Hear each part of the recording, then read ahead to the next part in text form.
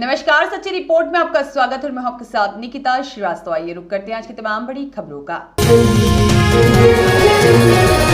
कुशीनगर जिले के वरिष्ठ अधिवक्ता रामानंद कश्यप ने कहा कि उत्तर प्रदेश में पुलिस की कार्यप्रणाली के कारण पुलिस से विश्वास उठने लगा है। तत्कालिक घटनाओं में यूपी पुलिस अपने विवेक पर नहीं अपितु झूठे व्यक्तियों के झूठी तहरीर पर निर्दोष लोगों के ऊपर मुकदमा, फर्जी मुकदमा लिखकर जेल भेज देती है।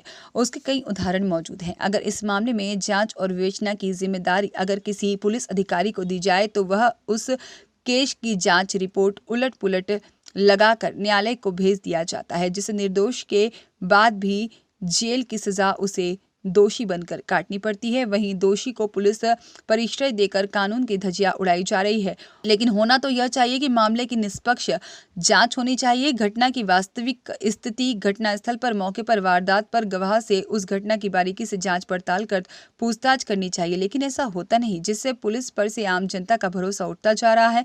गलत और पेशेवर व्यक्ति की तहरीर पर पुलिस मुकदमा लिख देती है और वास्तविकता में दर्द, पीड़ा और उत्पीड़न का शिकार कोई थाने पर अपनी फरियाद लेकर पहुंचता है तो मानो उस पीड़ित से लाखों सवाल खड़े कर दिए जाते हैं। मानो जैसे वह पीड़ित नहीं, कोई बड़ा अपराधी है। उसका मुकदमा थाने पर नहीं लिखा जाता है।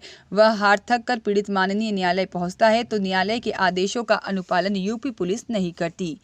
उत्तर प्रदेश के जो गरीब तबका लोग हैं बहुत परेशान हैं और उत्तर प्रदेश पुलिस की कार्यप्रणाली पर सवाल आपसे खड़ा कर रहा हूं मैं।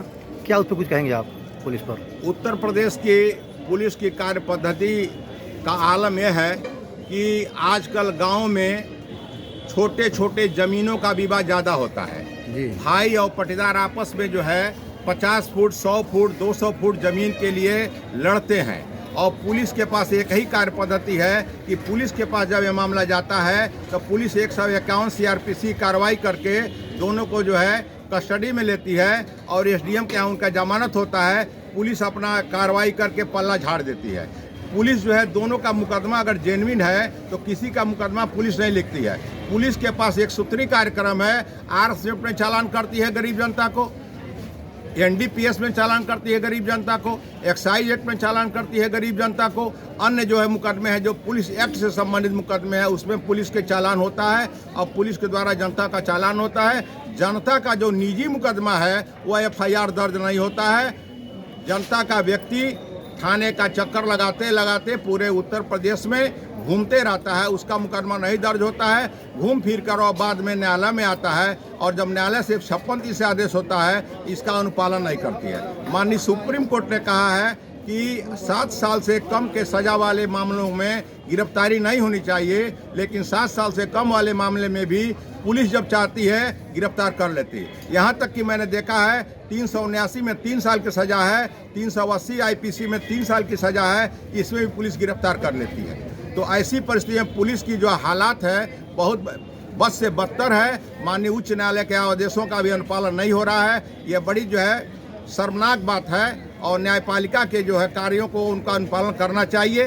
मैं ज़्यादा इस पर नहीं कहूँगा। EVM पे बताएं कुछ। EVM जो है, EVM जगह जगह EVM पे बारे में पूरे हिंदुस्तान की जनता चिल्ला रही है कि मोदी जी EVM हटा दें, EVM हटा दें। EVM जो है जापान में बना था, EVM अमेरिका में बना था। अमेरिका में अब EVM चुनाव नहीं होता है, अमेरिका में और जापान में EVM चुनाव नहीं होता है। किसी भी मुल्क में अब EVM से चुनाव नहीं होता है। मोदी जी इसका मजा पा गए हैं। मोदी जी EVM से चुनाव हटाना बंद कर दें, चुनाव हार जाएंगे। मोदी जी के पास 140 से पूरे हिंदुस्तान में अधिक सीट नहीं आएगा सांसद का, यह मेरा पूरा आंकड़ा है। क्या सर नाम आपका पूरा? Ramanand Kashyap, advocate, session court, Kushinagar. Okay साहब, आपके बीच मैं फिर आज उपलब्ध हूँ आज कोर्ट में और कुछ सवाल लेकर मैं आया हूँ और मुझे जानना है कि बहुत सारी मीडिया इसी को नहीं चलाई है, बहुत लोग इसको जानकारी से बाहर भी हैं। देश की सुरक्षा पर सवाल है ये और इस सवाल उत्पन्न हो रहा है कि सुरक्षा कहाँ है जनता के लिए, उस पर सवाल करेंगे आपसे हम। मैं देश की सुरक्षा पर आपको बताना चाहूँगा, गोदी मीडिया में इस बात का खुलासा नहीं हो पा रहा है और न होगा, इसलिए कि गोदी मीडिया बिल्कुल भारतीय जनता पार्टी की सरकार से मिली हुई है और देश की सुरक्षा के संबंध में आपने हमसे जानने का प्रयास किया है। देश की सुरक्षा के संबंध में सबसे पहले हम ये कहना है कि चाइना ने 400 किलोमीटर दूर जो है की दूरी जो है भारत के कब्जे की भूमि को हथिया लिया और आज तक मोदी सरकार उससे बोलने नहीं गई।